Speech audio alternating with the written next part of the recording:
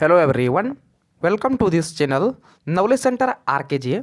दोस्तों, Bihar board class 12th का आज 8 सवालों का इकोनॉमिक्स का एग्जाम हो चुका है और आज पूछे गए सभी ऑब्जेक्टिव को देखने वाले हैं। तो आप वीडियो को अंत तक देखिएगा और आप मिलान कीजिएगा आपने कितना सही किए हैं। तो मेरे पास सेट ए है, तो पास कोई भी सेट हो तो आपको चिंता नहीं करना है।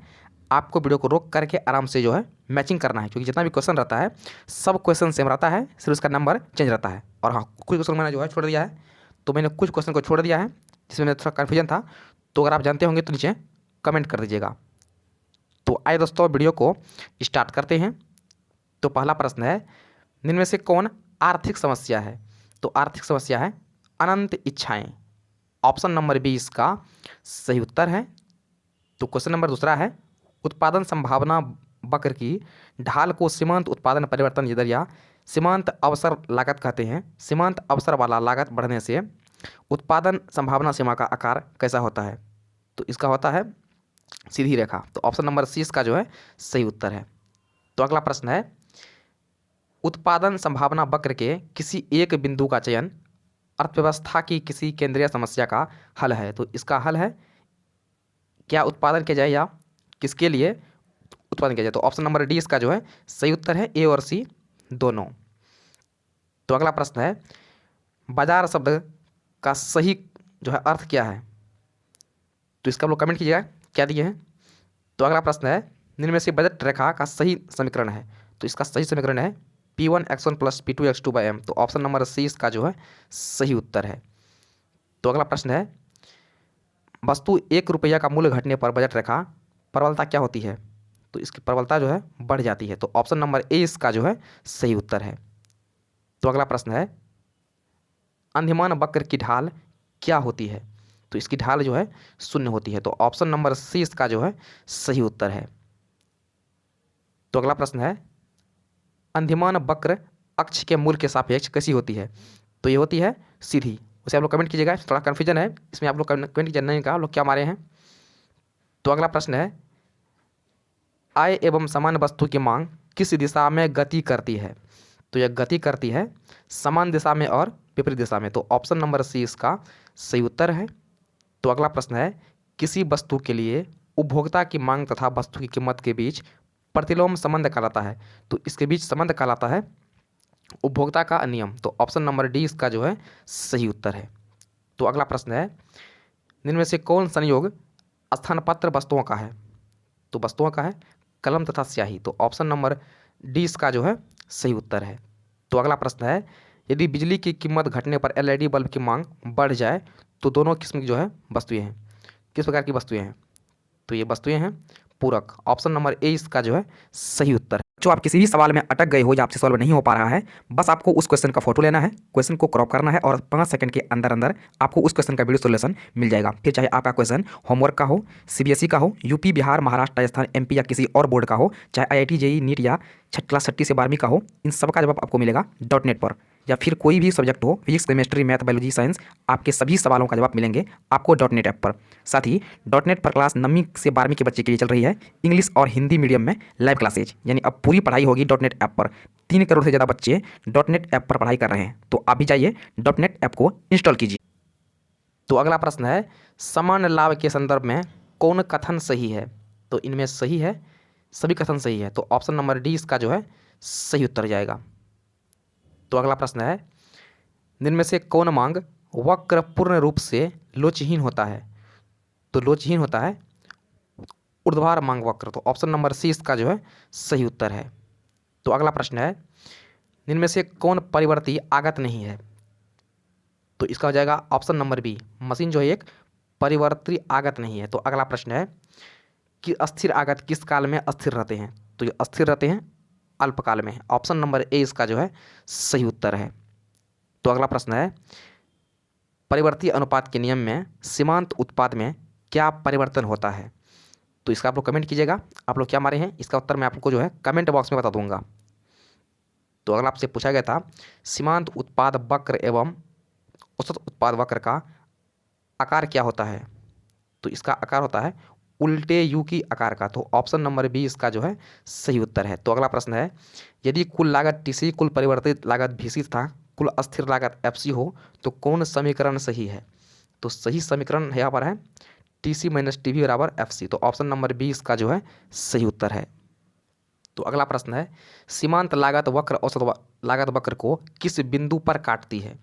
तो यह काटती है उच्चतम बिंदु पर। ऑप्शन नंबर ए इसका जो है सही उत्तर है। तो अगला प्रश्न है किस बाजार में अनेक विक्रेता तथा अनेक खरीदार होते हैं? तो ये होते हैं एकाधिकार में। ऑप्शन नंबर ए इसका जो है सही उत्तर है। दोस्तों कुछ देख लीजिए आप, क्वेश्चन 25 और 26 इसका उत्तर मैं आपको कमेंट कर दूंगा, तो आप लोग अगर जानते हैं तो 25 और 26 का उत्तर कमेंट कीजिए। तो अगला प्रश्न है एकाधिकार बाजार में के लिए कौन सही है?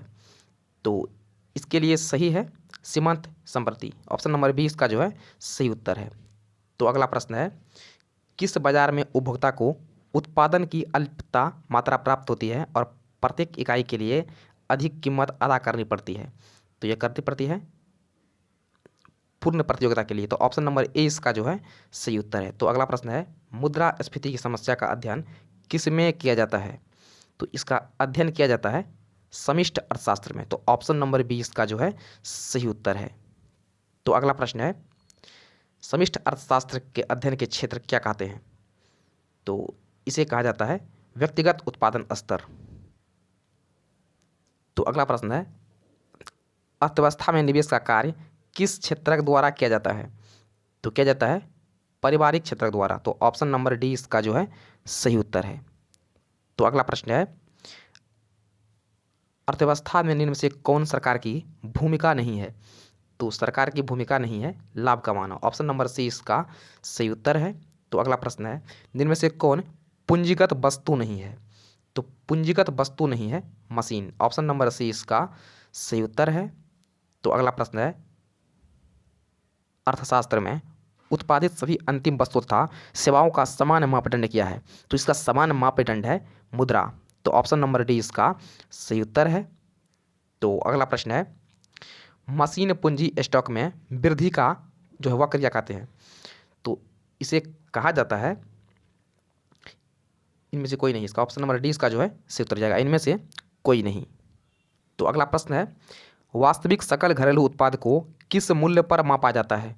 तो इसे मापा जाता है अस्थिर कीमतों पर और आधार वर्ष कीमतों पर। तो ऑप्शन नंबर डी इसका जो है सही उत्तर है। तो अगला प्रश्न है किन्हीं दो वर्षों के बीच यदि सभी वस्तुओं और सेवाओं की कीमतें दोगुनी हो जाती है जबकि उत्पादन अस्थिर हो तो वास्तविक आय में क्या परिवर्तन होगा? तो इसमें परिवर्तन क्या होता है? तो इसमें परिवर्तन होता है ये दोगुना हो जाता है। तो ऑप्शन नंबर ए इसका जो है सही उत्तर है। दोस्तों जो क्वेश्चन मैं आपको छोड़ रहा हूँ तो उसका आंसर आपको जो है डिस्क्रिप्शन बॉक्स में मिल जाएगा। तो अगला प्रश्न है देश में मुद्रा की पूर्ति पर नियंत्रण किसका है? तो इस पर नियंत्रण है भारतीय रिजर्व बैंक का। ऑप्शन नंबर ए इसका बिल्कुल सही उत्तर है। तो अगला प्रश्न है बैंक में जमा किए गए कोषों का बैंक क्या करता है? तो बैंक इसका जो है कोष का कुछ भाग जमाकर्ताओं के लिए रखता है और शेष जो है एक भाग जमाकर्ता को देने के लिए रखकर शेष भाग जो है ब्याज पर उधार देता है। तो ऑप्शन नंबर डी इसका जो है सही उत्तर है। ऑप्शन नंबर डी इसका जो है सही उत्तर है, बी तथा सी दोनों। तो अगला प्रश्न है बैंक के कुल जमा का वह अंश जो बैंक जमाकर्ता को देने के लिए नगद रखता है क्या कहलाता है? तो वह कहलाता है नगद आरक्षित जमा अनुपात। तो ऑप्शन नंबर बी इसका सही उत्तर है। तो अगला प्रश्न है उद्यमी का आर्थिक एजेंट के रूप में क्या कार्य है? तो इसका कार्य है जोखिम वहन करना। ऑप्शन नंबर सी इसका सही उत्तर है। तो अगला प्रश्न है खुले बाजार की क्रियाएं क्या है? तो खुले बाजार की क्रियाएं क्या है? तो ये है बैंक द्वारा सरकारी बॉन्ड्स की खरीद। ऑप्शन नंबर ए इसका सही उत्तर है। तो अगला प्रश्न है तो अगला प्रश्न आपका है सट्टा के उद्देश्य से मुद्रा की मांग किस पर निर्भर करती है? तो यह मांग जो है निर्भर करती है राष्ट्रीय आय पर। ऑप्शन नंबर ए इसका जो है बिल्कुल सही उत्तर है। तो अगला प्रश्न है M1+ व्यावसायिक बैंकों की निवल अवधियाएं जमाएं मुद्रापूर्ति के लिए किस परिभाषा से मेल खाता है? तो ये खाता है M2 से। तो ऑप्शन नंबर ए इसका जो है सही उत्तर है। तो अगला प्रश्न है निम्न में से किसे संकुचित मुद्रा कहा जाता है? तो क्वेश्चन नंबर 54 है निम्न में से किसे संकुचित मुद्रा कहा जाता है? तो संकुचित मुद्रा कहा जाता है M3 एवं M4 को। तो ऑप्शन नंबर सी इसका जो है सही उत्तर है। तो अगला प्रश्न है सेटेरिस परिबस का क्या अर्थ है? आपसे पूछा गया है सेटेरिस परिबस का क्या अर्थ है 55 नंबर में। तो इसका अर्थ है कुछ बातें समान रहे। तो ऑप्शन नंबर सी इसका जो है सही उत्तर है। तो अगला प्रश्न है सीमांत उपभोग प्रवृत्ति को कैसे परिभाषित करें? तो क्वेश्चन नंबर 56 का सही उत्तर जाएगा option number B. Option number B इसका जो है सही उत्तर है। तो अगला प्रश्न है यदि सीमांत उपभोग प्रवृत्ति इतना इतना हो तो सीमांत बचत प्रवृत्ति क्या होगी? तो ये हो जाएगी 0.25। ऑप्शन नंबर बी इसका जो है सही उत्तर है। तो क्वेश्चन नंबर 58 है यदि सीमांत बचत प्रवृत्ति 0.1 हो तो निवेश गुणक क्या होगा? तो इसका निवेश गुणक हो जाएगा 1। ऑप्शन नंबर ए इसका जो है बिल्कुल सही उत्तर है। तो दोस्तों फिलहाल तो इतना ही, इससे आगे आपको जो है नेक्स्ट वीडियो में मिल जाएगा। तो वीडियो को एक लाइक जरूर कर दीजिएगा।